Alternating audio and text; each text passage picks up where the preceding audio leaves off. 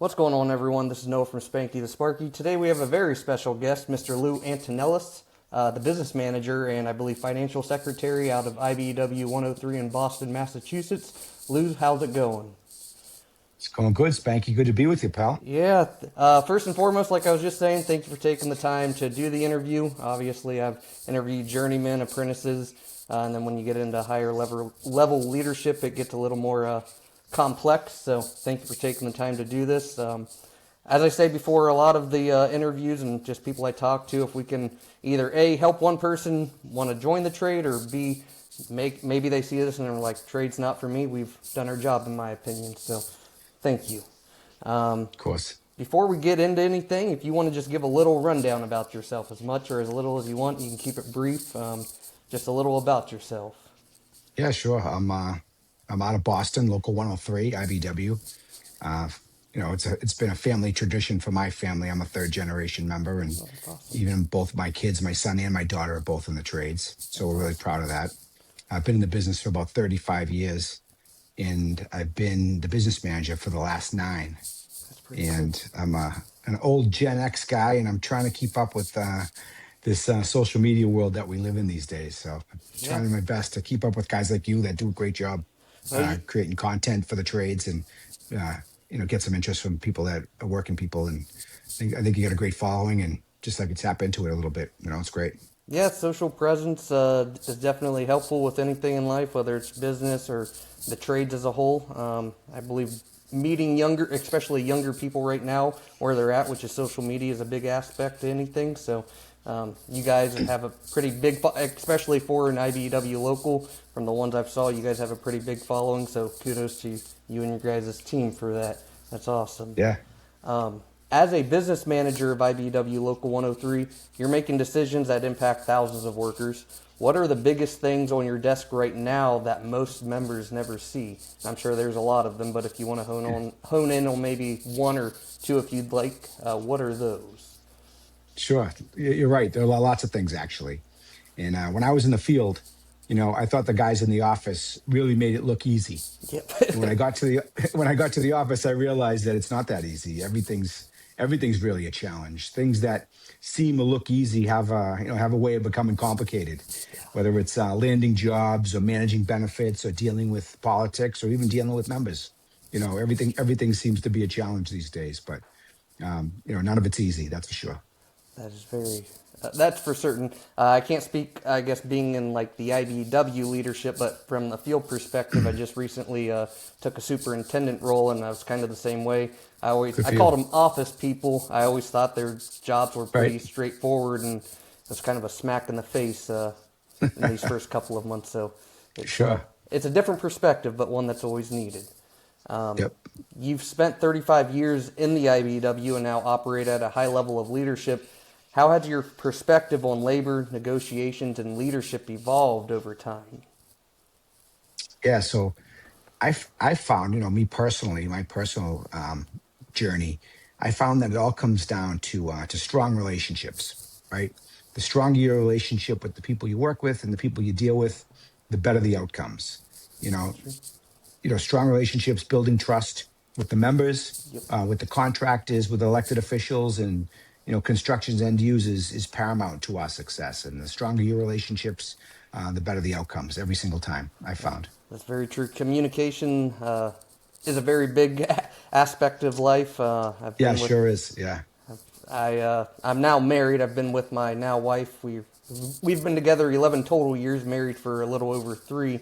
But Right. before getting married, I started looking into the biggest, I guess, fault not faults, but the biggest causes of divorce in marriage, and communication's one. But you also see that in construction.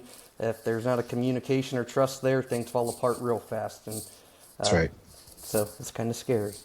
Yeah, from your family and your wife, like you said, to the people you work with, to the people. Yeah, if you don't have trust and good communication skills, then you're going to have struggles, and no matter what it is, family life or work life. That's very true. Now that you've saw both sides, boots on the ground and leadership, where do you think the biggest disconnect is right now between leadership and the rank and file? I'm sure Oh, that differs yeah, depending on who I talk to, but sure. Well, you said it. You said boots on the ground, right? if leadership doesn't have their boots on the ground, it doesn't work. I think leaders need to be willing to, to roll up their sleeves and do the work they're asking the rank and file to do. Leadership needs to show up, all the time, whether it's to a public hearing for a project. They need to knock the doors for a candidate. They need to volunteer their time for a special project. Leadership needs to get out in the job sites, whether it's in the cold or in the mud, because that's the job. And if you're not willing to do that, then you're not ready for that. And this job ain't for you. Then showing up and being present, no matter where it is key. And I think that's a lot of the disconnect. You won't have any disconnect if you're there with the members shoulder to shoulder. I would fully agree with that. Would you say, from at least a business manager perspective, that it should be something you're wanting to do, or should it be one of those things where the only time you visit a job site, for instance, is when you're called out to for an issue? Because I know a lot of people I've talked to in different locals, they say, well, I only see my business manager when there's an issue. I guess from what you're saying, it sounds like you're pretty set on you should be visiting job sites, communicating with your members on the job sites. Is that pretty safe to say? Yeah, I mean, you should be part of not just the job sites, but like I said, if it's a public hearing and you're trying to gather people out for a public hearing, then you or someone on your leadership team should be there. If it's gathering people to volunteer or to knock doors or to do anything, if leadership ain't there, then you know, absence of leadership is why the whole thing falls apart for sure. Fully agree with that. Yeah, so I preach it to my staff, and I live by that myself. Whether it's getting out to the jobs or being present where the members are, that's key. That's where there's a lot of the disconnect. If they don't see you, then they're not connected. And to be honest, a lot of the times they don't see you, they don't respect you. That's just my way of looking at it. That's how I felt while being in the field, and I know a lot of others felt the same way. So it's good. Yep. It's awesome what you guys are doing. I see your guys' social media videos of you on the sites at public events. So that's pretty cool to see, especially out of a business manager. Yeah. It's not always easy. There's a lot of time constraints, but you got to make time. You got to find the time to get out there to be where the members are, because that's where they want you. That's very true. Yep.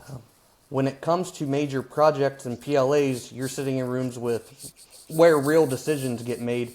What actually goes into securing those agreements, and what do members misunderstand about the process? Because even myself, I know I have a lot of misunderstandings, and I'm always trying to educate myself. But how do you go about securing those agreements, and what do a lot of members misunderstand about it all? Sure. Well, I think, again, it all goes back to trust, especially when you're negotiating, right, and getting a deal done or trying to get a deal done.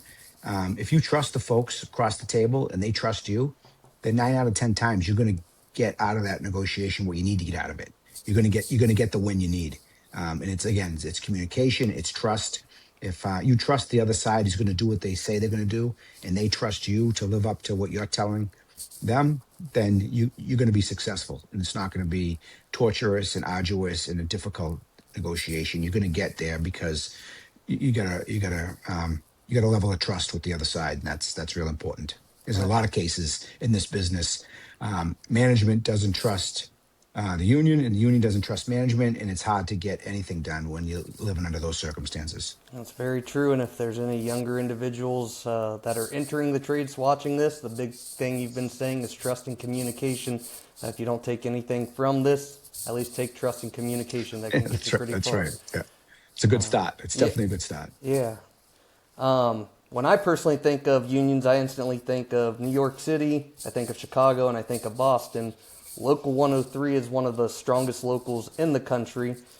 What has leadership done to build and maintain that strength, and what can other locals learn from it? Well, first of all, thank you for thinking that of us. There's a lot of great locals around the country, and just to be mentioned with some of those bigger locals is quite the compliment. We have a great relationship with our contractors, most of them anyways. Yeah. We're not constantly fighting with them just for the sake of fighting. Yeah. And I see that, and I hear that a lot from colleagues and folks around the country. We need to focus that fight and that energy where we can get results, right? Just fighting for the sake of fighting and arguing for the sake of arguing is not productive. Whether it's organizing or fighting for good union jobs or good union contracts, constantly just fighting with the contractors again for the sake of fighting is not in any ways productive, and it's not always the best way to serve your membership. You got to be able to deliver for your members, and if you can't deliver because you're constantly bickering and fighting over the little shit, then you ain't going to be able to deliver the big stuff. That's for sure. That's very true. Out of curiosity, how many active members does Local 103 currently have? We get about 7,500 active members. That's impressive. Yeah, I was yeah, speaking with an organizer out of Local 11, which is Los Angeles, and they're at, I think, oh a yeah, little over 12,000, I think is what they said. So that's yeah. Wow. that's pretty cool that you guys are up. That's a lot of members. Is what Yeah, I'm yeah, getting at. yeah, yeah. Local 11's a great local. Yeah. Yeah. You're responsible for protecting wages, benefits, and long-term work opportunities. What are the biggest threats to union labor right now that most members aren't paying attention to? Because I feel like that's always a big topic for debate, especially around election time. Sure. Um, we're always fighting for better wages, for benefits, and for more job opportunities through PLAs and other things, and other just regular jobs. Um, Biggest threats to union labor, of course, you can always throw in politics. Some of the stuff we're seeing today, the anti-union rhetoric coming out of politicians out of Washington, D.C. and other places. Big business always seems like they want to squash any advances of working people any day of the week. And we're seeing a hell of a lot of that right now with the one percenters of the world just running over the rest of the world and taking everything for themselves. Um, That's very true. so those are threats, but I think some of the biggest threats we see right now um, are members that are, willing to vote against their best interest, and what members that,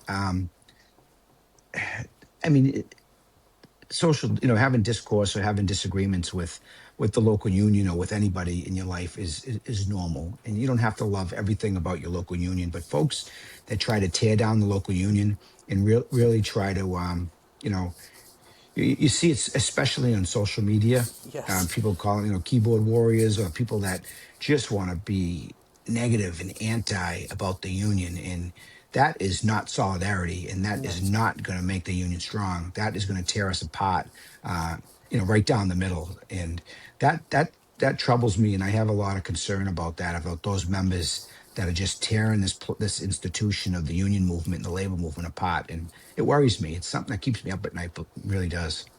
And I think that's why I like what locals like you are doing, and just anyone a part of union labor being on social media. There's a lot of misinformation out there, but through pages like ours, we're able to get the correct information out there, which is very important.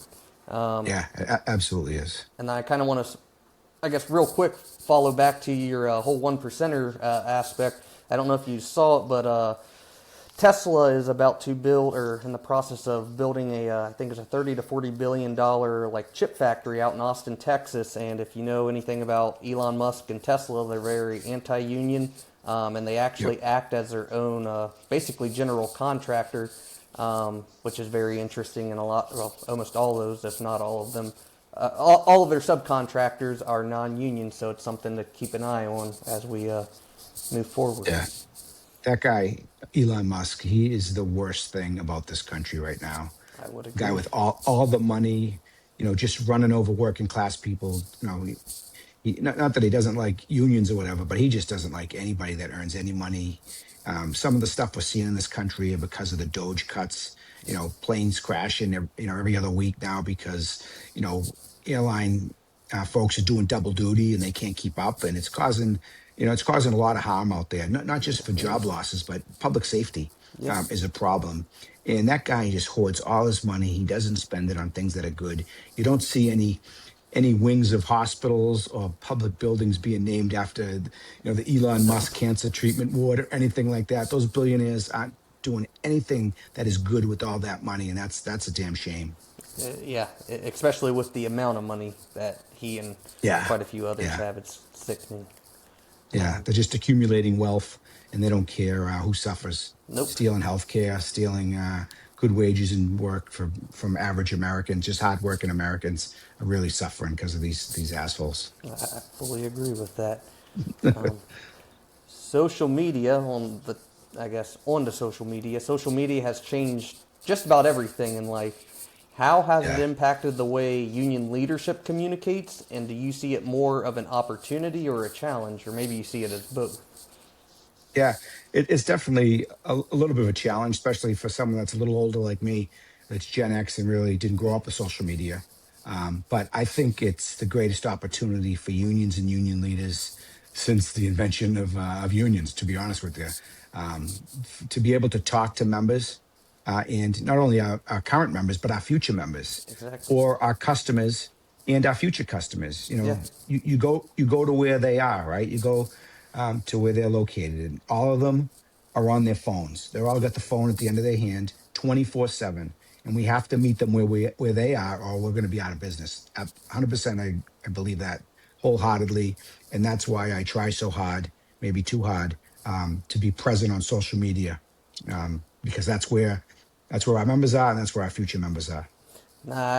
I'm personally a big fan of it, obviously. I've talked to a lot of younger members, and I've talked to members, or either people trying to get into the unions, current members, and a lot of them said they weren't aware of unions in their area or the process to get into their unions. And I hate to say it, I feel like a lot of locals are still behind the times. Like, we have paper applications. I guess there's nothing against that, but I think everything should be digitized in some manner.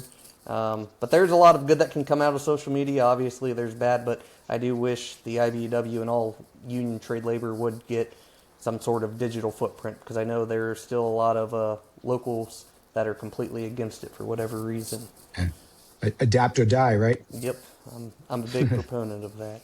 Yeah, if you're not changing, you ain't growing. That's So true. it's constantly changing. And if you're only communicating by email or snail mail, or you know, yeah, you're not communicating then. And No. this is where people are. This is how they choose to communicate.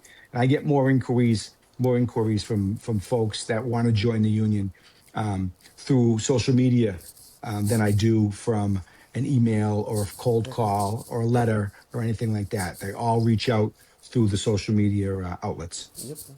That's awesome. That's working for you guys. That is Yeah. really cool. Yep. There's a growing number of independent creators in the trade speaking directly to workers every day. Do you view them as an asset to the unions or something that challenges traditional leadership? Because I know myself, especially when I first started, I kind of got a decent amount of pushback. But what are your thoughts on all that? Yeah. If you're a union leader and you're not using social media, then you're missing out on one of the strongest tools in your toolbox, right? I would You don't agree with have that. to be a major TikTok influencer at all. You know what I mean? But you got to get in the game. Yep, We're competing with lots of different information sources. that's Like true. I said, if you're using snail mail or email or phone calls, if that's your primary source of communication, then you're losing generations of young members or young future members to the folks that are. Folks like yourself, you're talking to more members and more future members of unions than most all union leaders combined. And that's an important tool that, if you just leave that unchecked, yeah, we're going to miss the bus. I agree. And I mean, union labor as a collective whole, I mean, there still is a foothold, but we need a bigger foothold to continue for generations. So it'll be Yeah, interesting. And kind of like you said, it's either adapt or die. So that's right. hopefully people start adapting. Looking ahead to the future in the next 5 to 10 years, what decisions being made right now will determine whether unions come out stronger or start losing ground? Because a good quarterback's Yeah, always throwing a ball to where his receiver's going to be, not where he's at. that's right. That's right. I think we need to get our heads out of our asses, as a movement, as a labor movement, and stop voting against our best interests. Five more years of billionaires running the world unchecked by government, raiding the country's treasury, away from working people, it's going to set the labor movement back 100 years. That's true. We can't afford another minute of this, never mind another 5 or 10 years of this kind of politics in our lives. We're just, spending billions and billions on a made up war for no reason, when you Yeah. could be, helping people get child care and get health care and get good jobs, and canceling infrastructure projects is, to send that money overseas for oil and for other countries' best interests is not good for America. It's not good for our country. It's not good for our workers. Nope. Definitely not good for our unions. And we're going to be in a world of hurt if we don't get our heads out of our asses. Fully agree with that, and I think a lot of members. I'm not here to judge. Everyone has their own Yeah, prerogative, but I know a lot of members now are regretting some of their voting decisions, and rightfully so. I mean, at least sure. they're acknowledging. But Yeah. Part of the reason too that I got into some of the social media stuff, people always question, oh, why do you do what you do? Why do you do a podcast? Or why do you do some of these Sunday morning things and conversations? And it's like, is to meet people where they are and to have conversations, just conversations. Because I look back at 2024, right? That whole election cycle, yeah, we got our asses kicked, right? All our members, most of our members, went the other direction. We were doing the same old get out the vote things that we've always done in the past, and we lost big time. And we shouldn't have lost because our message was better, and what we were fighting for, I believe, was better. We got our asses kicked. We got to start talking to our members and to our friends and our coworkers in different ways. And these are the different ways. I'll throw anything at the wall and see what sticks. I'll keep trying until we get it right. But speaking to our members, talking to their language, and talking to them where they are, I think is key and it's clutch into winning again. And it's not a D or an R thing. It's about what's good for working people and what's good for labor. That's what's important. Those are the conversations we want to have, and trying to have them. And you're doing a great job, and others are doing it too. yeah. So I commend you. I take my hat off to what you're doing. Thank you. I'm trying to keep up. Believe me. I'm not sure if it's working yet. Well, I guess the time will tell. But it's just a different way of communicating. I think it's needed. I I've actually talked to Mr. Sean Allen, the bricklayer or BAC 21 in Chicago. He's the president, and he was on a past podcast, and we started talking about that social media. And one of the big things that Donald Trump did very well was he got his face out there. He was on all sorts of big name podcasts. I think he Yep. ended up doing 20 plus podcasts. Kamala ended up doing, I think, 5, and that unfortunately got him a big majority of his votes, I would be willing to say, or Yeah. at least brought a lot of awareness. So, like you kept Yeah. saying, getting where members are and getting the word out, that's what we need to be doing. The old ways are not effective any longer. So, That's right. That's right. but, well, Lou, that's actually all I got. I want to make it short, precise, and not take up too Awesome. much of your time. I appreciate you taking the time.